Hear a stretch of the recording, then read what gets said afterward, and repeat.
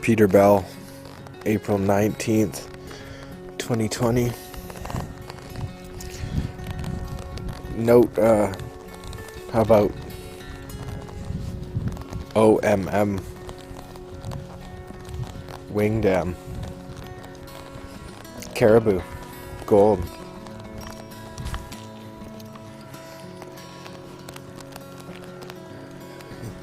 OMM, the company, has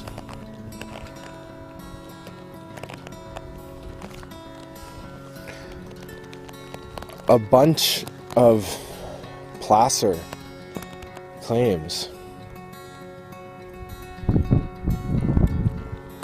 in a block with mineral exploration claims.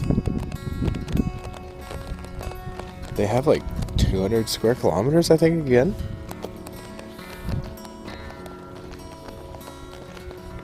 Maybe 400 of exploration claims. I don't know how much of placer. Maybe 400 hectares, which is 40 square kilometers. Placer claims are more expensive. They're like $5. So like the $1, like three times as more expensive as mineral claims to start with.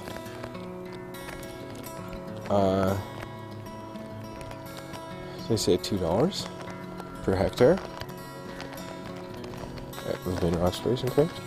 $5. Placer claim $6. So if these guys have 40,000 hectares, $2 a hectare, it's like 80 grand, 100 grand first year staking costs. It's a pretty substantial spend for a $5 million, for a $1 million company. It's 10% dilution. OMM never had $1 million valuation. They've got like 12 million plus now.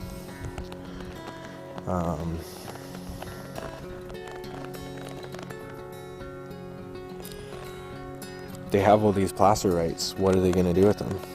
They've got all this ground at Fraser Canyon too. Another, 200 hectares. $5 a hectare. 2,000 hectares. That's not very much.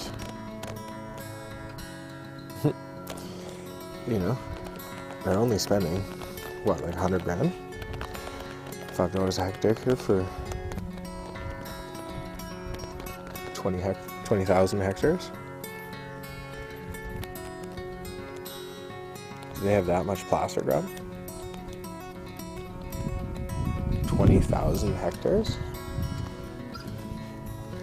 Is that right? Is that 200? Is that 200 square kilometers or something crazy? How much are they spending on placer claim staking? They publicly announced it. I think that if I had to guess between if they're spending 10,000 a year on placer rights or 100 grand, I think they're spending 100 grand. Something to check in their financials. And the question is, if they're spending that, what are they doing with it? Right? The placer claim is nothing more than the right to do some work. And if you don't do the work, it's just a donation to the government. And, as a gold bug,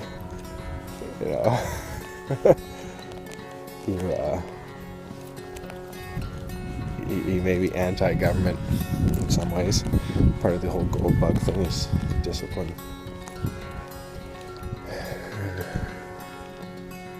Economics in some way.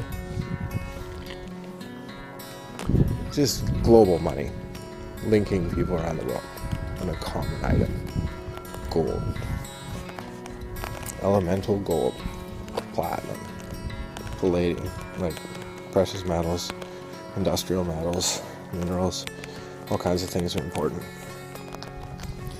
and Omanika has gold nuggets in its placer claims. So if they're spending $100,000 a year on placer claims, should they spend $1 million on placer crews to work them? How much would it cost them to do a ton of placer mining? Is that even a good measurement? You know, like,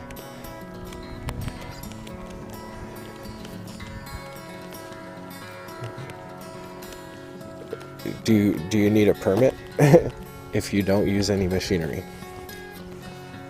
The answer is no.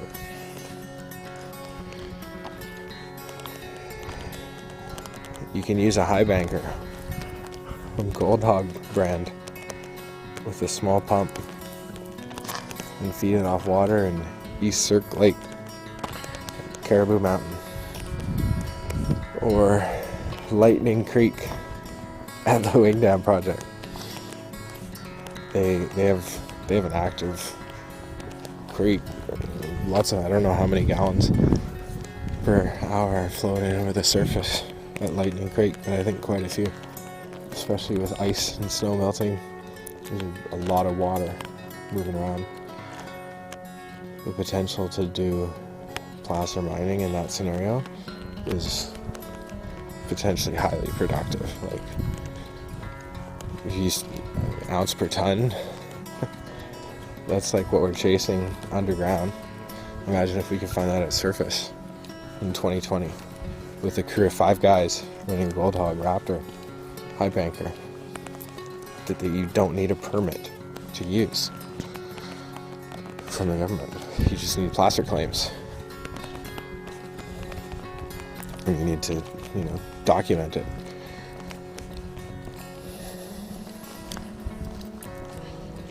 Omanika is spending $100,000. If Omanika's spending any money on placer claims, they should be doing things at them, right? And I don't want them to buy a big trommel and have to a bunch of work, but if there's things they can do legally with low cost crews, let's do that, right? Like, could we take $50,000 on Gold Hog gear and $50,000 on paying some, hiking guides who are out of work from Whistler or whatever, some outdoorsmen, some professional outward bound type guys, to go out there and do a bunch of placer mining by hand, hike in from Highway 26 all along the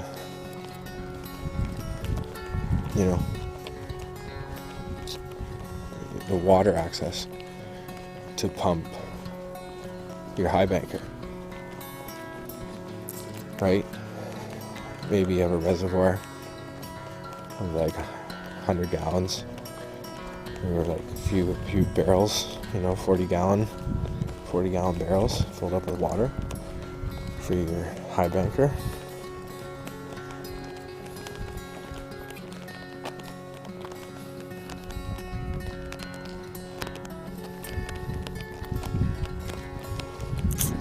Something like that is possible. And if you spent $100,000 on doing that, $50,000 would probably be 5 guys.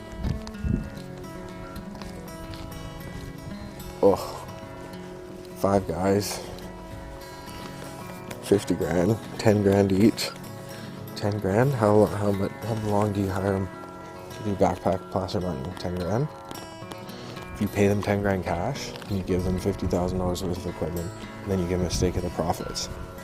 Give them half the gold as contract miners. If they're the ones doing all the work, they should get paid a large amount. And if you do that in the same way that you got the underground work going in the paleo placer, if you do that in the surface with current field work by people with no machinery on placer claims, digging up pay dirt at surface from all around Lightning Creek on claims we own, right? Like if we got up in the woods, we got old river. If we can, dig that up, then the guys can bring it down to the creek, put it through the placer circuit. 5 guys, 10 grand each. How many days of work? If you give them half the gold, maybe a month of full-on work, maybe longer.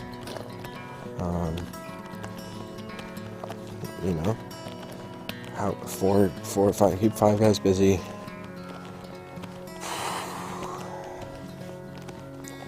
How many grams of gold per day? How many ounces per day? Not very many, probably.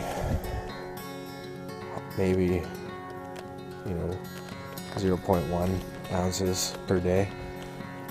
0.01. That would suck. If you only produced 1 ounce, if you spent 10 grand and you only produced 1 ounce, you would lose 75% effectively, because the value of that,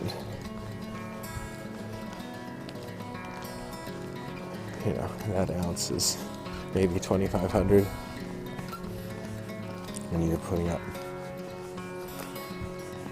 well, even worse than that. If you did a 1 month campaign, you only produced 1 ounce, wouldn't want to think about that, It's a pretty rough scenario, but you'd make like 2,500 cash against, as I say, 50 grand of equipment and 50 grand of labor. Spend 100, have $2,000 to show for it. And 100,000, have 2,000. 98% loss.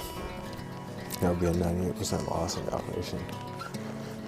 So you'd have to get more pay dirt than that. You couldn't just use garbage. But maybe you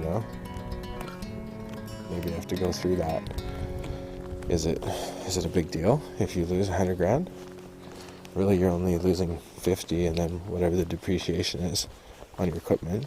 What's the useful life? 5 years for a Raptor? Maybe the pumps are 6 months, but maybe the metal, like if you take care of it, it could probably last a lifetime guarantee or something crazy. Send a crew of 5 people out, based in Quesnel, going out every day.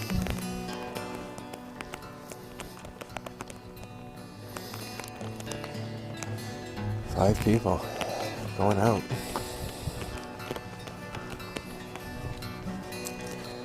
Every day, from May,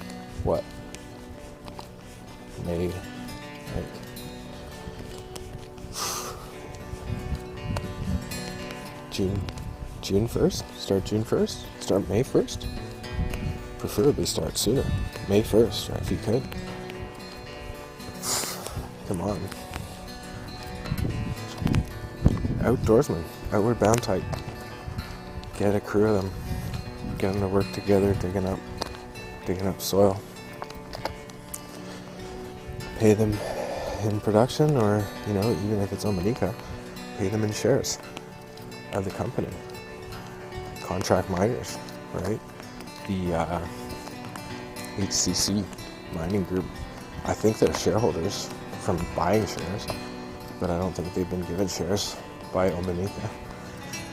So maybe don't give shares in Omanika to whoever you get to do placer mining work.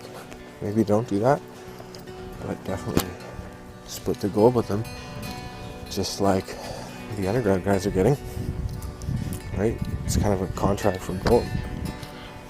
And if you can capitalize production with 100 grand, oh man, what? 50 grand worth of equipment will get you mining?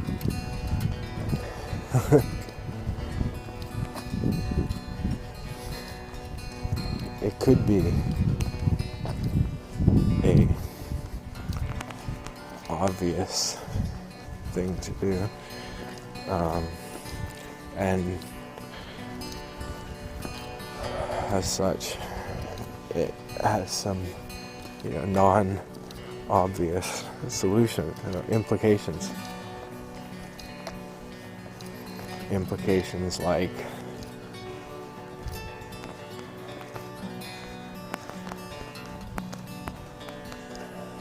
what?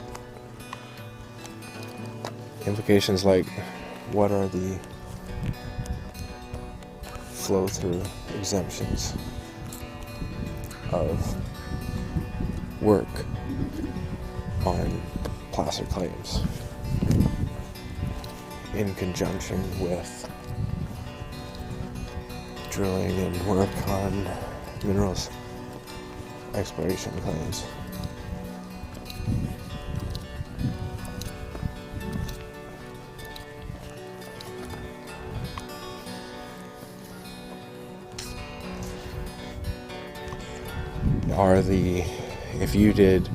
If you did a for-profit placer program, would any of it be flow-through eligible? If you included the costs, if you loaded the travel and mob costs on a biogeochem program, or stream sediment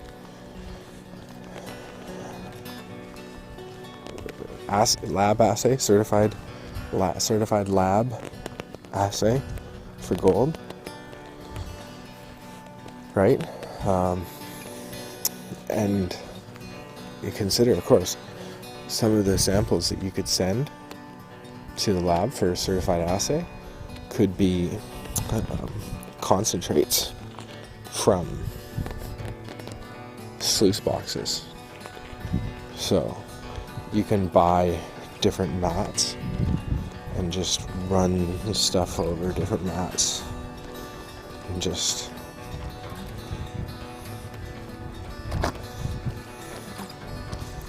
you may need nugget specific mats at Lightning Creek for Omanika because there's so many nuggets. Octogenous source rich gold system. Is there some in the surface at Lightning Creek today?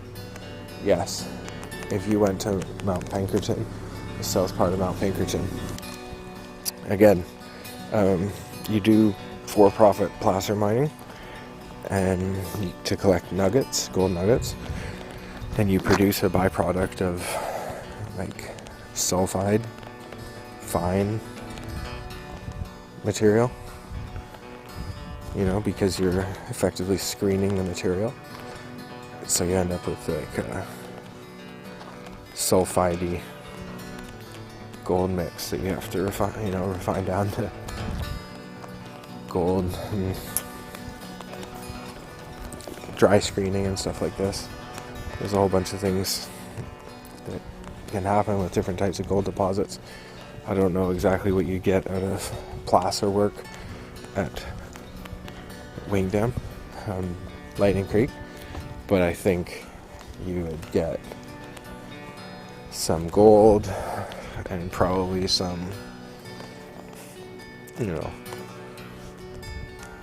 if you crushed some of the rock, you would probably get more sulfide material. Some of the fines that I'm talking about. If you wash the rocks and then you take them and you crush them, and then you dry screen that and do assays of the concentrate, like a gravity concentrate or a magnetic concentrate. If you do that, then you will get, some interesting sampling information. And if you do it as flow through, it can be really tax favorable spending. And if you do placer that's profitable, then you're killing, right? Note that you could do this at Mount Pinkerton, right next to Barkerville, on the old wagon road, upslope. Imagine that. I don't know if there's much of a creek up there in those mountains. There's probably some groundwater. That would need a permit, a work permit. But if you just drilled a big water hole in the rock, you'd probably get a bunch of water. And you could probably use that well to sluice a bunch of rock and benches up in the hills, at Mount Pinkerton. That's one interesting spot because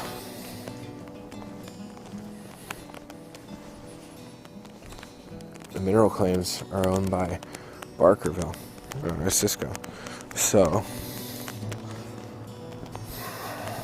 think about that, right? Like, are you going to be allowed to drill a water hole on the hillside if Cisco owns the mineral claims? Probably not. Maybe you just got to do a dry screen with the grizzly. Just go up to some old benches, get out big shovels, dig up a few tons, put them through, dust them out, blow them out. And that way you'd probably get a bunch of sulfides because the rock, had time to erode more up in the top of the hills. Old creek beds. Why would there be an old creek bed at the top of the mountain? Well, don't worry about it. Let's just go sample it and see if there's any gold there. Right? Pretty much every hillside in the district, you want to do that. Right? Those are like the marching orders for like every exposure or quartz vein you can find. Like, chase the high grade, chase the high grade, chase the high grade. And use placer claims where you can to make money. If you can find a crew of guys who can go and do placer work without permits for low cost, and you have placer claims, and you want to deal with the gold, you have the ability to deal with the gold that may come out of it, go do it. Like, do you have the ability to deal with the legal implications of hiring someone to do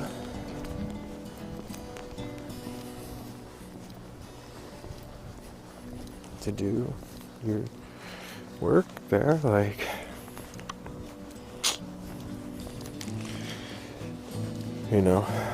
doing it privately has a bunch of questions, but if you're a public company and you just hire someone as a contractor to undertake the work under your supervision in some way, split the gold production with them, have several crews going potentially if you have enough land in the public company, right? Like, could you employ 50 people?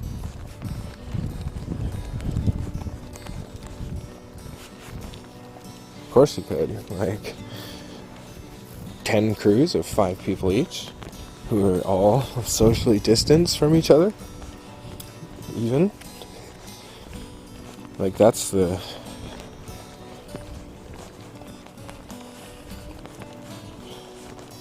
ads for the Gold Hog Raptor says keeps 4 to 6 people busy. And I think that counts as social distancing too. I don't know exactly what workflow what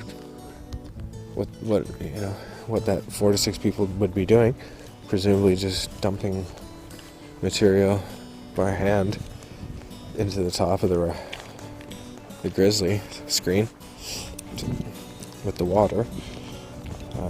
Someone maybe to monitor that, and 2 other people to dig up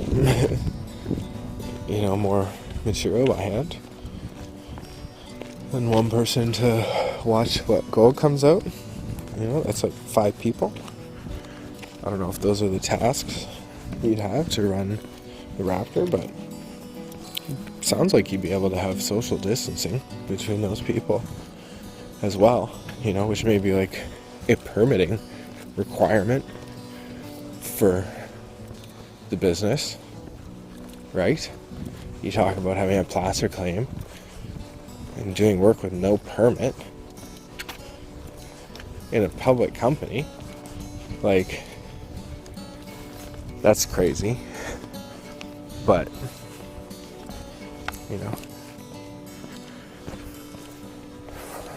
what do you think? Right? It's possible. So, if it's possible, it's like, is it worthwhile? And again, if the company has these placer claims, let's use them. Right? Don't call it mining, but like stake partners to do contract work and just become the biggest royalty holder.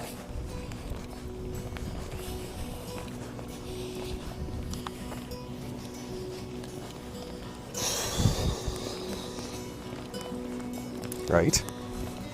You've got these placer claims. Let's find a way to use them. Contract mining, small crews, by hand, and placer work, under QP supervision for 43101. Documentation, and analysis of results. Start with just a for-profit gold collection scheme. Try and run a profitable Raptor up in the woods, and then graduate from that to using flow-through funding to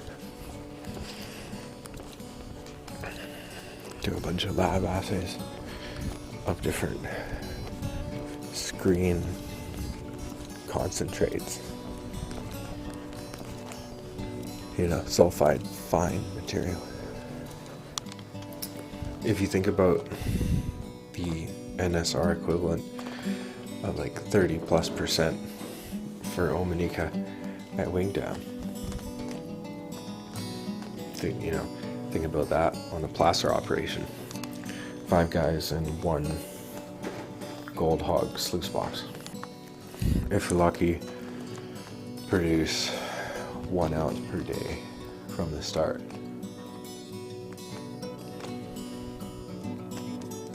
And